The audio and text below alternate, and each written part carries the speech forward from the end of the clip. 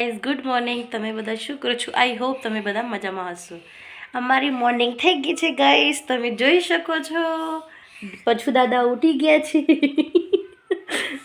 પછુ દાદા બહુ મસ્તી પર કરવા માંડ્યા છે. ઉઠ્યા એવા તમે જોઈ શકો છો. પછુ દાદા કંઈ કેવું તમારે? બોલો બોલો બોલો બોલો. પછી હું નાહી ધોઈને તૈયાર થઈ ગઈ, તમે જોઈ શકો છો ગાઈસ. અને પછી પછુને મેં નવડાવી ધોઈને એને તૈયાર કરી દીધો. એને મસ્ત ચોટી બાંધી કાઢી અને પછુ બેબી રમે છે અને હું શાંતિથી બેઠી છું. પછી અમે હોલમાં જઈશું, ટીવી જોવા બેસી ગયા છે હું અને પછુ બેબી. પછી પછુ ત્યાં રડતો હતો, હું મારા બેડરૂમમાં લઈને એને આવી. પછી પછુ બેબી ત્યાં બેડરૂમમાં તો શાંતિથી રમવા માંડ્યો અને બોક્સમાં તે બેસી ગયો છે અને બોક્સમાં બેસી અને તે રમે છે.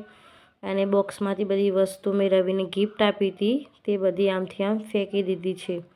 અને પછી ફાઇનલી રાત પણ પડી ગઈ છે અને પછુ બેબી તમે જોઈ શકો છો, પછુ બેબી શાંતિથી સૂઈ પણ ગયો છે. અને હું આખો દિવસ કામ કરીને થાકી પણ ગઈ છું. ચલો આજનો દિવસ આટલું, ફરી મળીશું મારા નાના મિની બ્લોગમાં. ઓમ નમો નારાયણ. ફરી મળીશું.